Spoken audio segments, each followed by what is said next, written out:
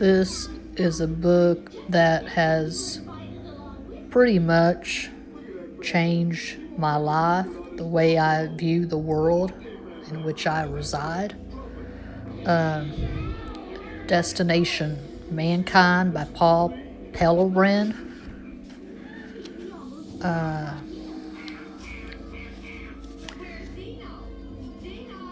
Here are 2 reviews of this book. Ken Williams says, I don't read books too often, but since this one isn't too long, I did. I found it to be quite interesting. It did make me think about some things in a different way. I learned much more than I thought I would. It was enjoyable, and the more I read, the more it kept me wanting to read more. Delia and Gordon Smith had this to say. We both read this book, my husband and I. His thoughts were that he was glad it was easy to finish, and he said he found it very informative about things he never really thought about. I found it quite interesting and enjoyed the chapters on Peru and the Devil's Triangle. Also, I've thought of things I could do to help the world. Whether I ever implement those thoughts is another question. I have a feeling that if I do nothing, I will feel guilty. All in all, I really enjoyed reading it. This book was published by Birdsong Publishing. As I said, the author of Destination Mankind is Paul Pellerin. This is a first edition. It was published in Albuquerque, New Mexico. Copyright 2004. The author has this to say. This book is intended to open minds and give ideas to the reader. An interesting read, not meant to send anyone off the deep end. It's meant to help us help ourselves. If these ideas might harm or badly influence you or cause you, the reader, to do something dangerous, etc., please stop reading.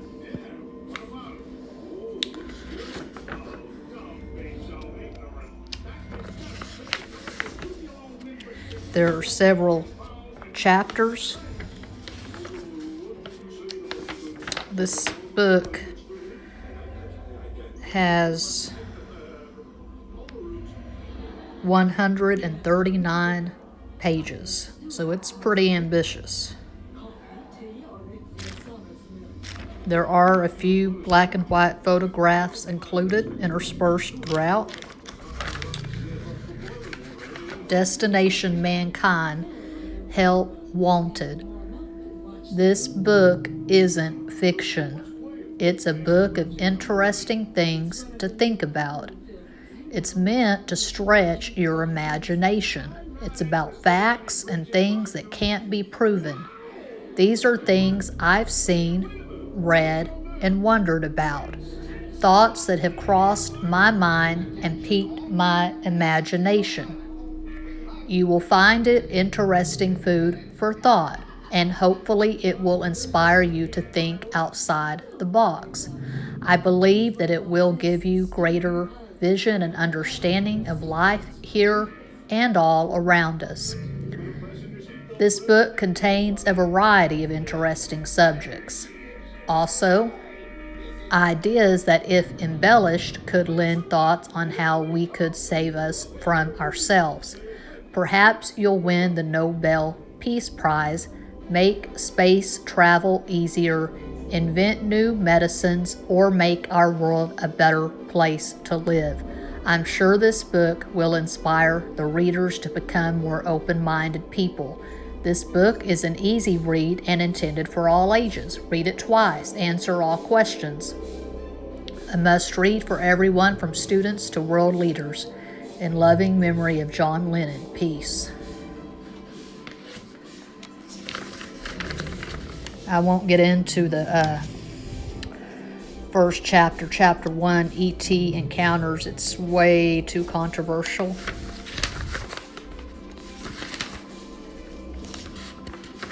Don't want to ruffle any feathers. Chapter 2, Secret Place. It's also too controversial. Chapter 3, Crashes and Cover-Ups. That's more controversy.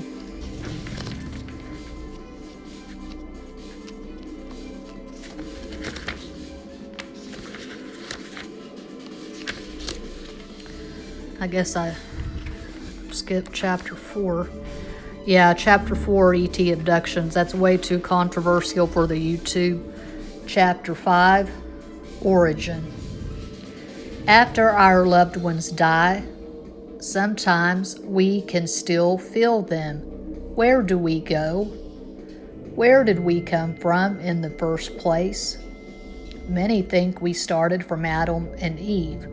Scientists think we evolved from apes. I, for one, don't know because I wasn't there when it all started. The one who drew up the blueprints of the universes is the only one who knows the $6 million question. Let me turn that shit off. What? I'm trying to watch the Flintstones, not hear that bullshit. Oh, that's disgusting. It's Pebbles giving birth to a child. That's way too much. No. Barney has to repossess Fred's television. I have a thought. This isn't a theory, just a thought. Human man started some 100 trillion years ago. They started because a supreme being said they could. His name was I Am. I Am created man in his image. The first world man lived on was the 7th planet he created. This planet was in the first universe he created. Then man's mate was created and added to the planet. They multiplied and became wiser over time. Then I Am said, "This is good." And I Am created 700,000 more species of his man and woman. He filled his first universe. Then I Am created 700,000 universes. Each universe had trillions of galaxies. Some more time went by and all the species multiplied and grew wiser. Each species had several neighbors.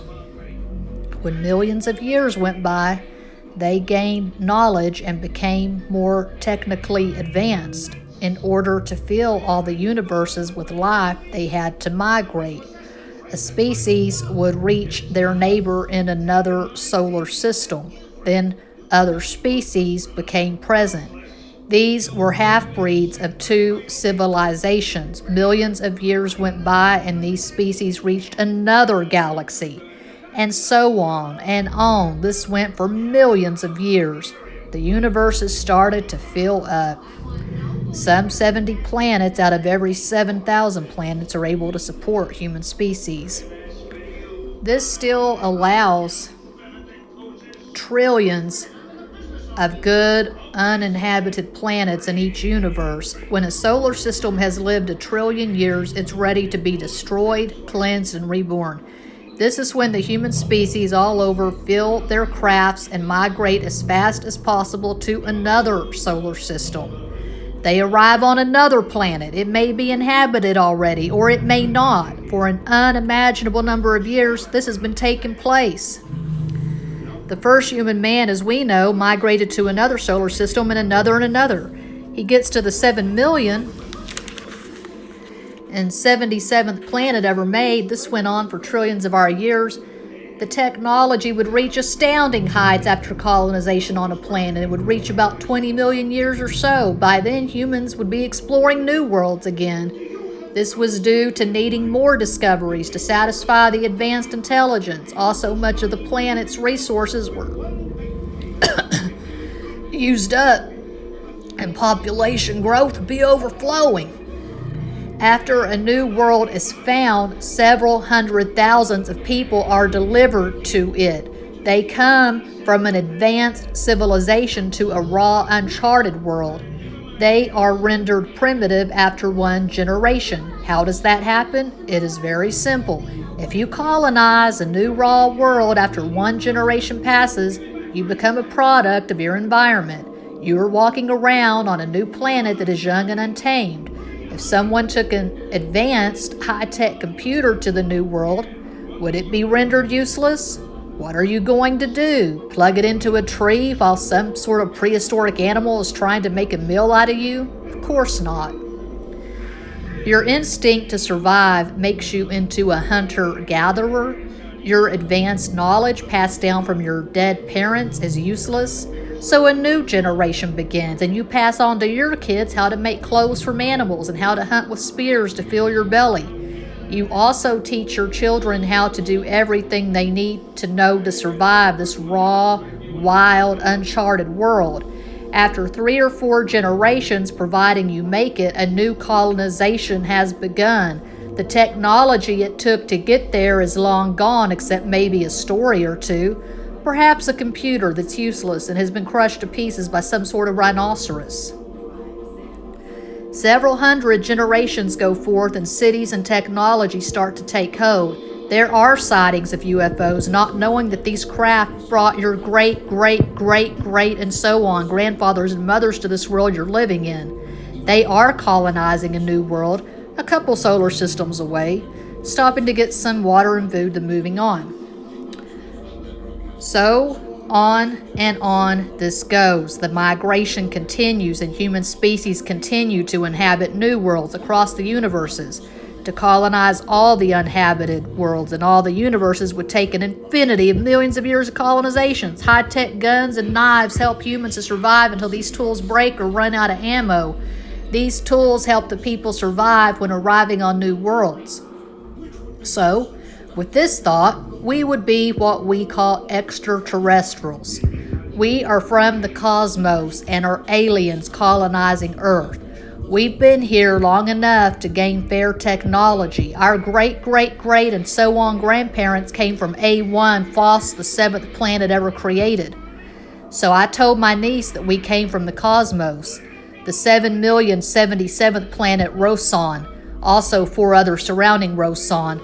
Whites come from Rosan, the yellow are Asians from another, blacks another, brown another planet, red are Native Americans another, each dropped off on their own continent. There was several hundred of each color left here. So, she asked me, who dropped us off, little green men? No, we dropped ourselves off.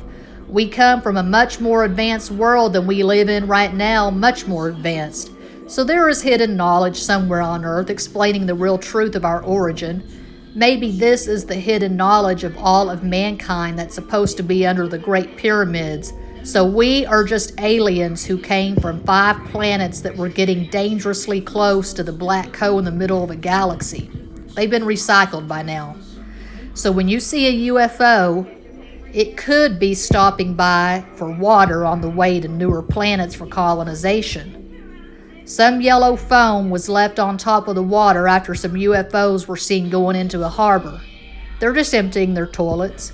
The foam is chemicals and feces and pee broken down from the chemicals. They're just emptying out their crap and replenishing their water supply. Here's another thought. The story of Noah's Ark wasn't a boat. The 5 nationalities were dropped off with several species of animals along with each nationality. The last mothership lost power and floated around top of the ocean for several weeks. Finally, when it was close enough to ground, the occupants and animals swam to shore. The craft floated back out to sea and sank. It rusted away in the salt water. This is just a thought. That would land you right in between Adam and Eve and evolution. Another thought I had is that every intelligent human species that can read is given holy scriptures as a manual to live by on a planet with each other. The species that grows faster in spirit grows the fastest in technology. The one who grows fastest in technology inhabits more of the world. Where has Earth gone wrong? We have religions teaching us to kill one another. The 10 Commandments is all the religion we need on Earth. Scrap everything else and watch us grow. There's a movie or two in the chapter you just read. It could be called simply Mankind. A movie that shows us inhabiting new, raw worlds after overpopulating world after world. We came from a much more advanced civilization that came from an even older and more advanced world, and on and on. This could be a story of our origin. Some of us, while migrating, crashed on other inhabited worlds, creating half-breeds. We have mixed with all sorts of species of humans, bird-type, flying species, fish species, etc. Wow, what could these mixes look like? This is quite interesting. However, I am not sure, but I believe that this article has been proven to be a hoax. There's a reprint article, Human with Fishtail. This is not legend anymore, but real fact. I have seen another one from Japan, an old picture, a dead small human but half monkey lived in ocean. This picture is from a major Singapore newspaper. This is a fossil discovered from deep ocean. Other people have viewed such creature in Caribbean seas, yet this is the only pictorial fact that I have seen.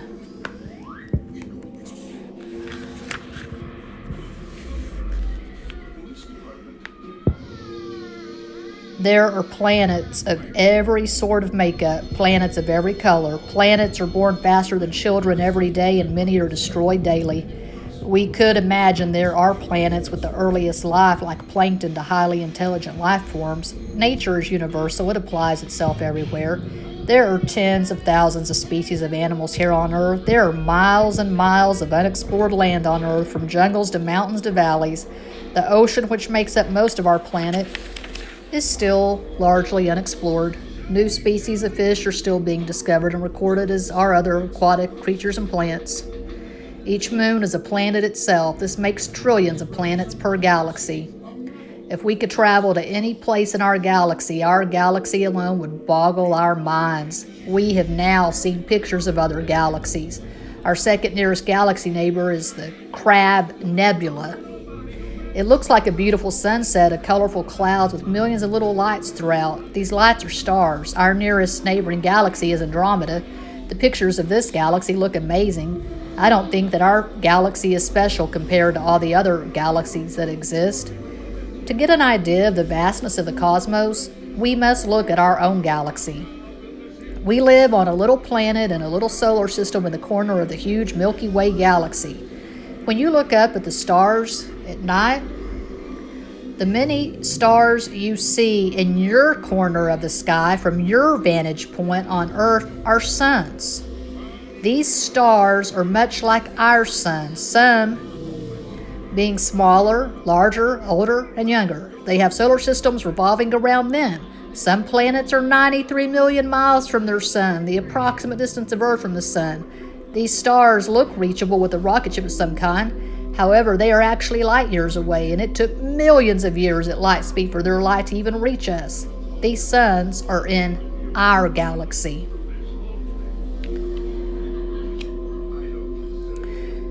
To give you an idea of the vast number of stars and their planets in our galaxy, we'll do a little experiment. We'll call it experiment powder. Let's take 1,000 pounds of baby powder, an empty shed, and a leaf blower. Set the powder in the middle of the shed floor. Take the leaf blower and blow the powder until it's completely spinning in the air.